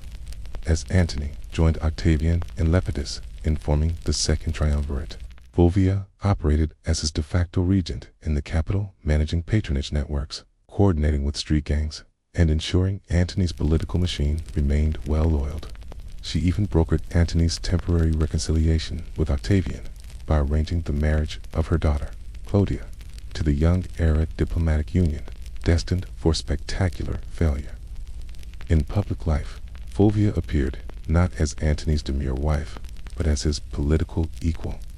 Roman coins circulated bearing both Antony's visage and Fulvia's name and acknowledgement of her status that shattered all precedent. She wasn't concealed behind power's curtain. She stood boldly in its spotlight. Yet power in Rome's patriarchal system was always conditional, and Fulvia would soon discover just how violently Rome would react when a woman pushed against its most sacred boundaries. While Antony traversed the empire securing military alliances and political settlements, Fulvia ruled Rome's streets with iron determination. Far more than a mere proxy, she functioned as his co-regent in all but formal title. In this era, where raw force, strategic bribery, and naked influence determined political outcomes, Fulvia demonstrated she could navigate these treacherous waters with greater skill than most men in the Senate. Post-assassination, Rome had become a battlefield without traditional weapons. Power shifted like quicksand beneath one's feet. Fulvia, with preternatural political instinct, anchored Antony's authority by transforming herself into his political embodiment. She directed his allies with clear-eyed precision, managed the volatile urban masses, negotiated with competing factions, and most daringly, waged political warfare through both rhetoric and treasury. She financed loyal military units, distributed strategic bribes to maintain public order, and ensured that legislation benefited Antony's long-term ambitions. Ancient historians like Appian and Dio Cassius, reflecting Rome's deeply misogynistic lens, described her as manipulative, shrewish, and bloodthirsty. Yet beneath these caricatures emerges the portrait of a woman actively conducting high politics in a system that offered women no legitimate path beyond domestic confinement. Fulvia constructed political coalitions, cultivated military commanders, and issued authoritative decrees functions explicitly reserved for male senators and consuls. She made high-profile public appearances and nurtured crucial relationships with veteran soldiers, perhaps the most politically decisive demographic in the Republic's final days. During Antony's extended campaigns in the East, Fulvia became the face of his authority throughout Italy, conferring with centurions, influencing critical land distribution policies, and constantly reinforcing that loyalty to Antony would be generously rewarded. This unprecedented accumulation of female power extracted a severe price. Cata, particularly those aligned with Octavian Caesar's adopted son, and Antony's increasingly hostile rivalry guarded Fulvia's influence with growing alarm. They viewed her as a dangerous anomaly, a woman wielding excessive control over legions, legislation, and loyalty networks. Her ability to operate without male oversight wasn't merely threatening, it fundamentally challenged Rome's gender hierarchy. Fulvia, with characteristic political prescience, recognized the widening rift between Antony and Octavian. She perceived what neither man yet fully acknowledged. The Republic had space for only one ultimate victor. Her capacity to mobilize crowds and command military loyalty made her dangerous not merely to Octavian's ambitions, but to Rome's historical memory itself. Even Mark Antony, the man whose legacy she had fought relentlessly to secure, eventually found it convenient to blame her for the ensuing civil strife. After reconciling with Octavian and cementing their tenuous peace through marriage to Octavia, Antony used Fulvia's death as diplomatic currency. Her memory became the sacrifice required for his political survival. No monuments commemorated her extraordinary life. No state funeral honored her achievements. No eulogies echoed through the Senate chamber, only calculated silence. Yet her enemies, despite their best efforts, could not completely erase her from history. Fulvia had accomplished too much: raised armies, directed elections, forged alliances, and waged civil war. She was the first Roman woman whose name appeared on coinage, not as symbolic deity or abstract concept, but as a political actor in her own right. The deliberate damage to her reputation was matched only by her indelible mark on the historical record. Despite centuries of attempted erasure through caricature and slander, Fulvia refused historical oblivion. Her defiance continues to resonate across millennia, but only if we listen beyond the male voices that sought to silence her. Fulvia's story concludes in silence, yet her legacy reverberates through history. In the centuries following her death, historians wrestled with placing her in Rome's grand narrative, precisely because she shattered every convention of Roman womanhood. She didn't merely whisper advice from behind curtains. She seized power directly. This audacity made her simultaneously unforgettable and profoundly disturbing to Rome's patriarchal order. In a world where women were expected to exert influence through subtle manipulation and strategic marriages, Fulvia commanded through bold policy, military action, and political spectacle. She wasn't content to be a consort. She emerged as a commander in her own right, yet history remembers her defiance rather than her achievements. Roman chroniclers, confronted with a woman who refused to remain invisible, rewrote her as strident, ambitious to a fault, and dangerously disruptive. Peer beyond these characterizations, however, and a remarkable figure takes shape. Fulvia stands as the first Roman woman to mint coins, bearing her own name and unprecedented assertion of public identity. She orchestrated political factions with masterful precision, wielded marriage as a strategic weapon, and navigated the treacherous currents of Roman street politics with unmatched skill. Throughout the bloody civil wars of the 1st century BCE, she moved not as a passive observer, but as an active strategist, woman whose very existence terrified senators and shaped the trajectories of triumvirs. Her eventual downfall stemmed not from incompetence, but from the twin barriers of timing and gender. Had she been born male, history might have celebrated her as a second Caesar or a more charismatic Cato. Instead, she was branded the dangerous woman who overreached. Nevertheless, her influence silently persisted. Later, powerful Roman women, Livia, Drusilla, Agrippina the Younger, and even Cleopatra herself, operated within spaces Fulvia had carved into the marble of Roman politics. They would manipulate emperors, command armies, and control succession. But Fulvia pioneered these paths without the protective shield of imperial title. Today's historians have begun to reassess Fulvia through a more nuanced lens. No longer dismissed as merely a cautionary tale, she is increasingly recognized as perhaps the most politically formidable woman in Rome's Republican history, a figure who tested powers, boundaries, and paid the inevitable price. She didn't merely exist during the age of triumvirs. She challenged them directly. Though Rome attempted to erase her from memory, Fulvia left her mark on every facet of the Republic's final collapse. Not a footnote, but a force of woman who lived centuries before her time could truly understand her. By the sweltering summer of 1963, America stood at a precipice between two worlds. One anchored in centuries of systemic oppression, and another yearning for liberation. Throughout the Deep South, segregation wasn't simply social custom, but codified law. Black Americans found themselves barred from restaurants, schools, transportation, voting booths, and even water fountains. Police violence was commonplace. Lynchings continued to terrorize communities. And in Birmingham, Alabama, peaceful demonstrators faced attack dogs and water cannons powerful enough to strip bark from trees. Change was surging forward with unstoppable momentum. In just a few years, the civil rights movement had captured national attention through strategic, disciplined resistance. Sits, freedom rides, and boycotts dominated headlines across the country.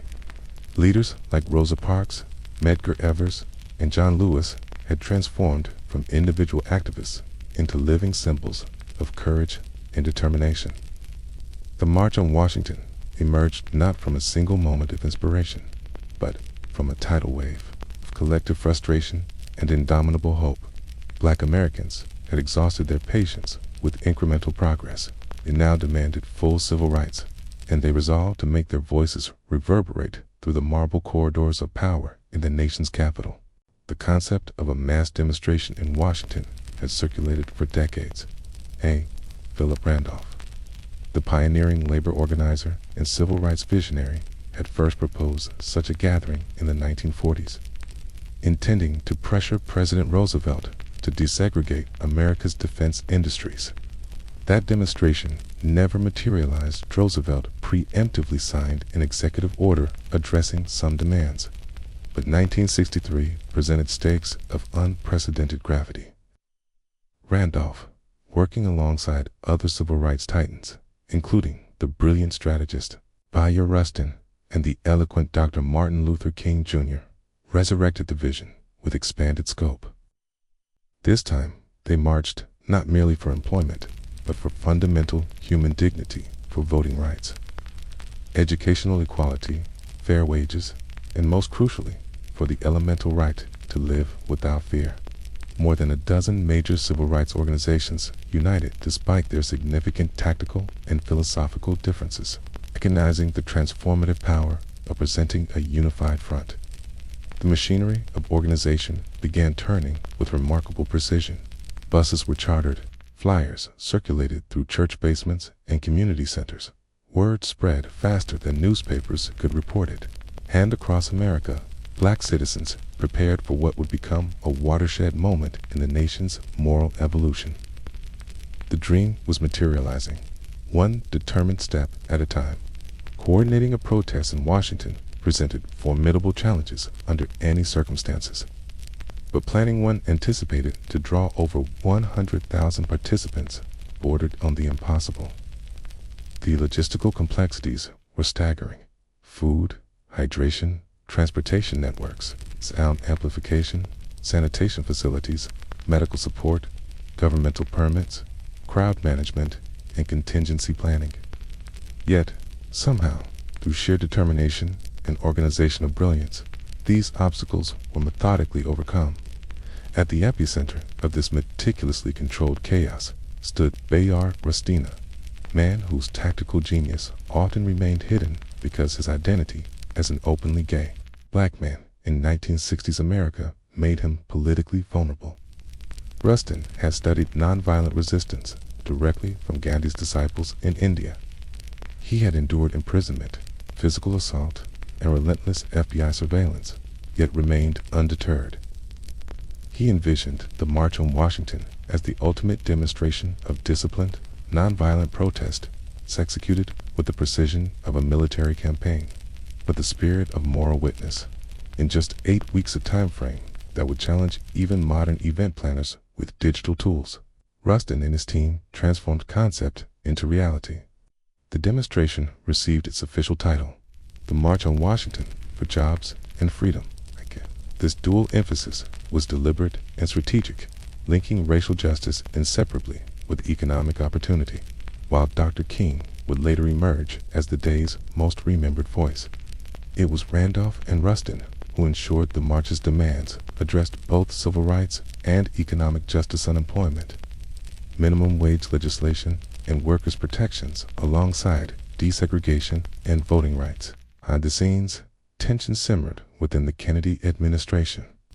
The president and his advisors harbored deep anxiety about potential violence, negative public reaction, or, worst of all, bloodshed that might derail pending civil rights legislation. Movement leaders repeatedly assured them the demonstration would remain peaceful. Nevertheless, the National Guard stood ready. D.C. hospitals prepared for mass casualties. Authorities banned alcohol sales throughout the city, and federal employees received permission to stay home. Internal tensions also threatened unity among civil rights organizations. The Big Six leadership, representing the NAACP, CORE, SNCC, SCLC, National Urban League, and Randolph's Brotherhood of Sleeping Car Porters, frequently clashed over strategy and philosophy. SNCC's younger activists increasingly questioned King's commitment to nonviolence, while established organizations worried about alienating white allies. Yet despite these fractures, all parties recognized a fundamental truth. The era of quiet suffering had ended. Ashtone's operational plan resembled a military campaign document. Every arriving bus and train received tracking and coordination. Each speaker faced strict time limits. Every route through the city included marshals trained in de-escalation and crowd management. This wasn't merely organizing a march, it was orchestrating a transformative national moment designed to awaken America's moral conscience. August 28, 1963, dawned as a blistering Wednesday in Washington. By early morning, the sun already beat down mercilessly, and humidity wrapped the city in a suffocating embrace. Yet the weather deterred no one. From every direction they arrived, black and white, young and elderly, students and clergy, factory workers and celebrities. Some wore their finest church attire despite the heat. Others carried hand-painted signs declaring freedom now, and we march for jobs for all. They traveled by crowded buses, packed trains, carpools, and on foot over 250,000 souls converging on the National Mall like a human tide of determination. Remarkably, despite government fears of disorder, the gathering maintained astonishing calm and dignity. Trained volunteers directed foot traffic with practiced efficiency. Red Cross stations distributed water to prevent heat exhaustion. Spontaneous freedom songs rose from different sections of the crowd. Hands linked across racial lines, and new arrivals received welcoming cheers. Gospel choirs performed near the reflecting pool, while chants of jobs and freedom reverberated against the Lincoln Memorial's marble columns. Cultural luminaries stood shoulder to shoulder with ordinary citizens. Harry Belafonte, Sidney Poitier, Paul Newman, Marlon Brando, Joan Baez, and Bob Dylan moved through the crowd without fanfare or special treatment. This wasn't about celebrity. It was about bearing witness to a pivotal moment in America's moral journey and lending their voices to a cause that transcended individual recognition. The crowd swelled with disciplined energy, a sea of humanity moving with purpose but without chaos. Not a single instance of disorder, no property damage, no violence, just the quiet dignity of collective resolve. This wasn't merely a demonstration, but a sacred pilgrimage. For Black Americans especially, simple act of standing on the National Mall carried profound significance. To occupy this public space was itself revolutionary. To be visible, counted, and heard in the shadow of Lincoln's marble gaze. Here, where the great emancipator sat eternally in stone, generations of struggle crystallized into a singular moment of profound historical symmetry. As the clock struck noon, the official program commenced with ceremonial precision. One by one, leaders ascended the platform, each a representative of different organizations, philosophical approaches, and geographic regions, yet united in purpose and message. Their demands resonated across the mall: equal pay for equal work, desegregated education, living wages, and an end to police brutality. Then came the music Mahalia, Jackson's transcendent voice soaring into the summer air.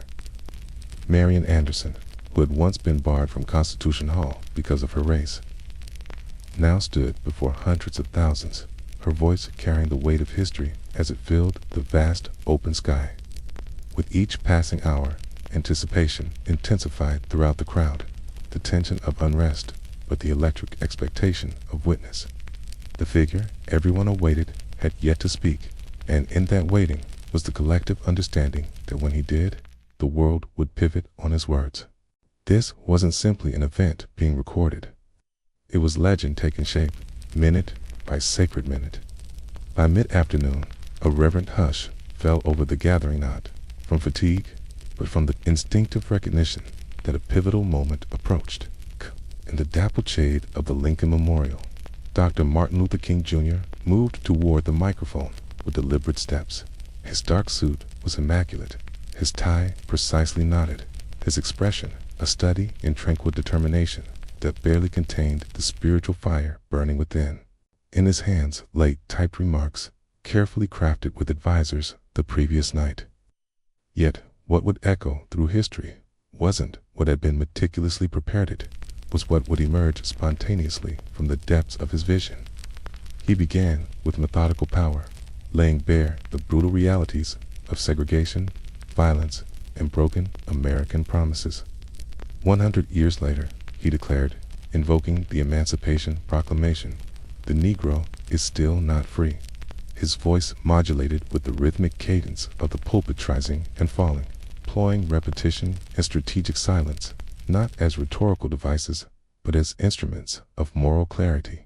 The multitude before him absorbed every word in profound stillness, some nodding in solemn agreement, others wiping away silent tears, many holding simple signs bearing the urgent imperative, N-O-W. Then came the unscripted moment that would transform both the gathering and the movement's trajectory. Standing just behind King, gospel legend Mahalia Jackson, who had earlier stirred souls with her singing, called out with spiritual intuition, "Tell them about the dream, Martin. Tell them about the dream." And in that instant, King responded to the divine prompting. Setting aside his prepared text, he gripped the podium with newfound intensity and launched into a passage he'd spoken before, but never with such transcendent power. "I have a dream," he proclaimed, and the vast crowd leaned forward as one. "I have a dream that one day this nation will rise up and live out the true meaning of its creed." Each repetition rang with increasing clarity and moral certainty. "I have a dream that one day the sons of former slaves and the sons of former slave owners will be able to sit down together at the table of brotherhood. I have a dream that my 4 little children will one day live in a nation where they will not be judged by the color of their skin, but by the content of their character." What unfolded was no longer merely oratory. It had metamorphosed into prophecy, prayer, and moral lightning, cutting through America's historical darkness. As King concluded with the thunderous declaration, "Free at last. Free at last. Thank God Almighty, we are free at last." The crowd erupted in a catharsis of applause, tears, and jubilation. They recognized collectively that they had witnessed not just magnificent rhetoric, but a defining articulation of America's moral journey. Yet the true power of the March on Washington transcended even King's immortal words, resided in the extraordinary tapestry of humanity assembled that day. The multitude stretched beyond visual comprehension, representing every corner of America: Mississippi, Michigan, Alabama, New York, California, and countless communities between. Their backgrounds were as diverse as their origins. Veteran activists who had faced dogs and fire hoses stood alongside those who had never before participated in public protest. They had endured grueling bus journeys exceeding 20 hours, packed modest lunches in paper bags, and slept in their Sunday best, all to stand as witnesses to this watershed moment.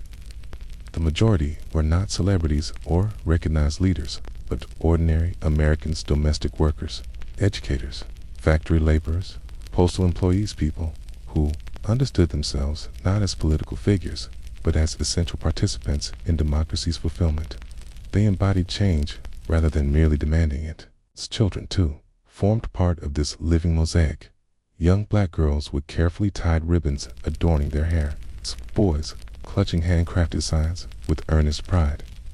Parents lifted little ones onto weary shoulders to glimpse the distant memorial, and hear the amplified voices carrying across the mall. For these families, this wasn't merely a demonstration, but the dawn of a new American possibility. Among the countless faces, certain individuals commanded particular attention. There stood John Lewis, barely 23 years old, representing the Student Nonviolent Coordinating Committee. His originally prepared remarks had burned with such uncompromising moral urgency that senior leaders had implored him to moderate his tone just moments before his address. Though he reluctantly agreed to soften certain phrases, his call for fundamental transformation still reverberated through the crowd with a seismic force, foreshadowing the movement's evolving conscience and the towering moral leader he would become. Amidst this tapestry of activism stood Daisy Bates, whose presence illuminated a profound contradiction as the sole woman speaker that day. She didn't even address the crowd with her own words, but rather delivered a prepared statement on behalf of other female civil rights leaders. The irony was unmistakably movement, fighting for equality, had marginalized the very voices of its women warriors. Bates's brief yet resonant message revealed a sobering truth. Even within this revolutionary struggle, certain voices still fought to be heard above the din of male leadership. The crowd itself was a living mosaic of American possibility, union organizers standing shoulder to shoulder with religious leaders of every faith, students with weathered activists, intellectuals with laborers. Though ideological divisions existed, some championing King's philosophy of nonviolence, while others aligned with Malcolm X's more assertive approach. These differences dissolved in the August heat. For this singular, transcendent day, unity prevailed. The visual poetry was undeniable, black and white hands intertwined in solidarity. Freedom now, buttons gleaming in the sunlight, and 250,000 souls breathing as one collective organism. The faces in that vast sea weren't mere witnesses to history's unfolding. They were its architects, etching this moment permanently into their souls. Yet behind this tableau of harmony, the March on Washington was a masterclass in organized chaos. While the world witnessed a perfectly orchestrated demonstration, backstage reality told a different story, one of frantic improvisation, midnight negotiations, and a movement held together by sheer will, determination, and countless last-minute compromises. Bayard Rustin, the brilliant architect who choreographed this massive undertaking, navigated political minefields at every turn. His identity as an openly gay man and former communist made him a target within and outside the movement.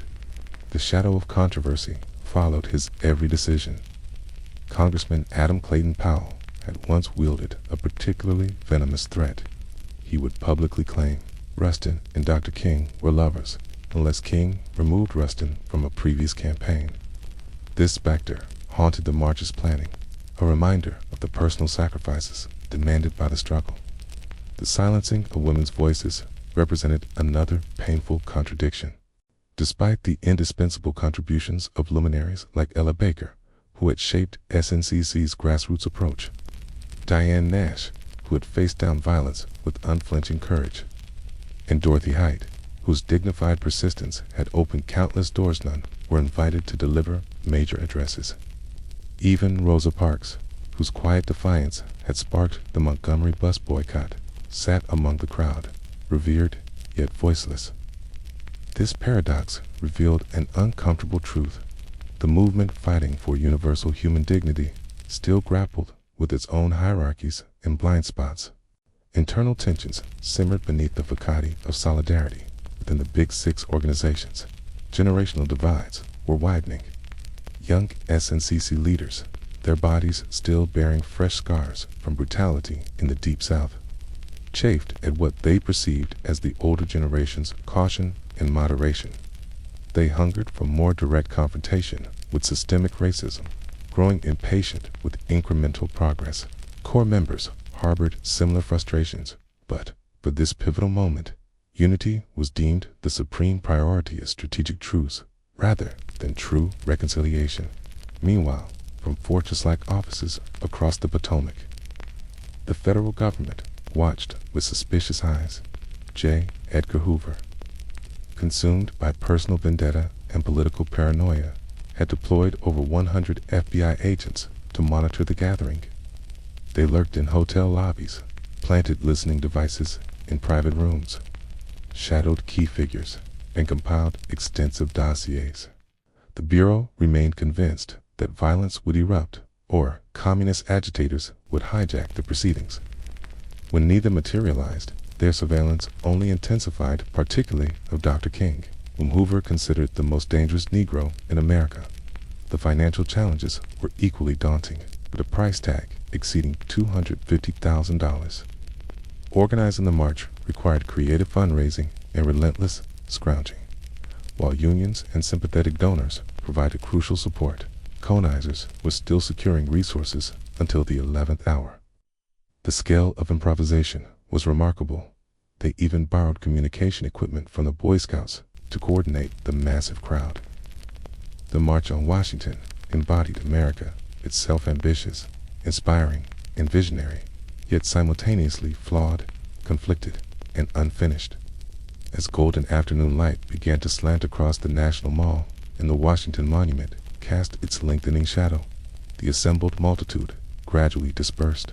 People embraced, wiped away tears, raised their voices in impromptu song. Hands lingered in contemplative clusters, reluctant to leave ground that now felt consecrated by collective purpose.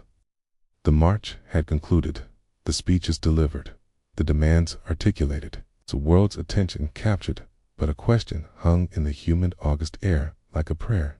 What happens now? In the immediate aftermath, media reaction reflected America's ambivalence.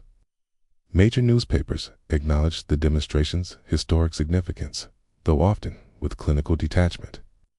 Many publications praised what they called an orderly and dignified gathering, coded language that betrayed low expectations and thinly veiled surprise at the absence of violence. Few outlets devoted substantial coverage to the march's specific policy demands. The call for comprehensive employment programs or a $2 minimum wage. Yet every publication featured Dr. King's address. His moral clarity and rhetorical brilliance simply could not be ignored or diminished. President Kennedy, who had initially discouraged the march out of fear it might derail his civil rights legislation, watched the proceedings unfold on television with growing admiration. He later described the demonstration as impressive and welcomed civil rights leaders to the White House immediately afterward. Yet, legislative momentum remained frustratingly glacial. His proposed Civil Rights Act languished in congressional committees, strangled by Southern opposition. Many activists departed Washington with a mixture of inspiration and disappointment. A teen, they had created a transcendent moment, but faced the same entrenched resistance.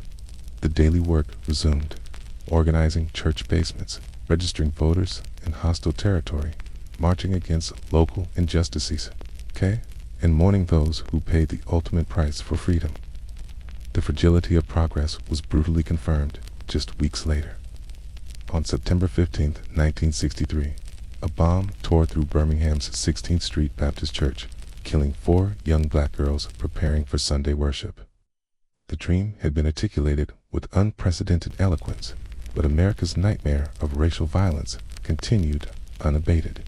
Yet, beneath the grief, something fundamental had shifted. The March on Washington had inaugurated a new chapter in the civil rights struggle, demonstrating that mass protests could be disciplined, morally centered, and impossible for the nation to ignore. It had forged a coalition of unprecedented breadth: labor unions, religious denominations, student activists, and ordinary citizens united by a shared vision of justice. Most significantly, it had given the movement not just a moment, but a language, a dream, articulated with such moral clarity that it would echo across generations. As participants returned to their communities across America, they carried not just memories, but a renewed sense of purpose. Tumult had concluded. But the journey was just beginning a road that would wind through bloody confrontations, legislative battles, and profound social transformation. The March on Washington had done more than awaken America's conscience. It had permanently altered the nation's moral landscape. What began as a bold act of collective witness had become the cornerstone of a movement's legacy, fundamentally reshaping how Americans understood the meaning of justice, the practice of democracy, and the transformative power of nonviolent resistance. The march's legislative impact, while not immediate, proved undeniable. Within a year, in July 1964, President Lyndon B. Johnson signed the Civil Rights Act into law, landmark legislation that outlawed segregation in public accommodations and prohibited employment discrimination based on race, color, religion, sex, or national origin. The following year brought the Voting Rights Act, which struck at the heart of Jim Crow disenfranchisement. Would these monumental bills have eventually passed without the March on Washington? Perhaps, but would they have carried the same moral urgency, the same undeniable public mandate? Almost certainly not. The march had transformed abstract principles into flesh, manipulations, giving lawmakers the political courage or political career to enact sweeping change. For Martin Luther King Jr., that sweltering August day marked a personal watershed. His address elevated him from respected movement leader to global moral icon. Yet this expanded platform came with heightened danger, intensified FBI surveillance, escalating death threats, and ultimately assassination in Memphis. On April 4, 1968, the dream he had articulated on the Lincoln Memorial steps would be invoked with increasing poignancy after his death. His words, simultaneously more revered and more challenging with each passing year. For the broader movement, the march provided both inspiration and strategic blueprint. It demonstrated what unified action could achieve and established a template for mass mobilization that would influence generations of activists, civil rights organizers fighting apartheid in South Africa, student protesters demanding democratic reforms in Europe, and human rights advocates across the global stage would study and adapt the March on Washington model. But its legacy transcends historical reference, the language of the march, its moral framing of jobs and freedom, its visual poetry of peaceful resistance, and the reverberating power of I Have a Dream continue to infuse contemporary movements, from the Million Man March to Black Lives Matter demonstrations. Echoes of 1963 pulse through today's protests, resonating in every chanted slogan and hand-lettered sign. In today's Washington, D.C., King's Memorial stands in white granite across the tidal basin from the Lincoln Memorial, its figure emerging from stone as if still in mid-stride toward justice. Its visitors trace their fingers over words from that August day, etched permanently into American consciousness. Yet, the true memorial isn't carved in stone-lit lives, in classrooms where children first encounter his speech, in voting booths where rights once denied are now exercised, in continued protests where new generations demand accountability, and in countless individual voices refusing to be silenced. The dream was never meant to be a museum piece. It was intended as a living inheritance. And the legacy of that transformative summer afternoon continues to challenge America to fulfill its boldest promises. More than 6 decades have passed since that watershed moment when 250,000 Americans converged beneath Lincoln's watchful gaze. The March on Washington has been enshrined in national memory, immortalized in textbooks, dissected in scholarly analyses, recreated in museum exhibitions, and referenced in presidential addresses. Dr. King's voice, with its distinctive cadence and prophetic power, has become part of America's cultural DNA. His words, taught to schoolchildren who cannot imagine the segregated world he confronted. Amid the commemoration lurks a persistent question. Has the dream been fulfilled or merely acknowledged? Has it become reality or remains a distant aspiration? Says progress stands undeniable. The legal architecture of segregation has been dismantled brick by brick. Voting rights, though currently facing renewed threats in many states, were secured through sacrifice, persistence, and legal battles. The political landscape includes black lawmakers, judges, mayors, governors, and cabinet members, positions that seemed unattainable in 1963. America has twice elected a black president, an achievement that would have seemed like fantasy to those gathered on the Mall that August day. Interracial marriage, once criminalized in many states, now enjoys constitutional protection. These advances represent genuine victories wrested from a resistant system through decades of strategic struggle, yet the march's original demands, often overshadowed by the soaring rhetoric of King's speech, remain unfulfilled in crucial ways. The call for economic justice echoes unresolved. Substantial racial disparities persist in education, housing, employment, healthcare, and wealth accumulation. Police violence, the very injustice that catalyzed much early civil rights organizing, continues to ignite community outrage and national protest. The dream of true economic equity, of a society where opportunity isn't determined by postal code or racial identity, remains frustratingly distant. These realities suggest not failure, but unfinished business, a journey partially traveled. Contemporary movements for racial justice have inherited both the inspiration and unfinished agenda of 1963. Organizations like Black Lives Matter consciously evoke the imagery and language of the civil rights era while adapting tactics for a digital age. Today's activists march through the same cities, occupy the same symbolic spaces, and articulate the same fundamental demands for human dignity and equal treatment. Yet they do so in a transformed landscape, navigating social media algorithms rather than newspaper coverage. Facing surveillance technologies unimagined in 1963 and developing new forms of decentralized resistance suited to contemporary challenges. The March on Washington was never intended as culmination, but as catalyst, not an endpoint, but a beginning. It represented a declaration of moral purpose, a stake in America's conscience that proclaimed, "This is who we are, and this is what justice demands." It was never a resolution, but a revolutionary promise. The dream articulated that day endures, sometimes embattled, frequently contested, continuously reinterpreted, but persistently alive in American consciousness.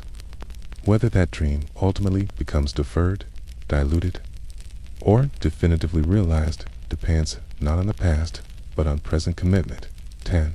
The choices made by each generation, the injustices they confront, and the moral courage they summon to march forward until the promise of equality becomes America's lived reality.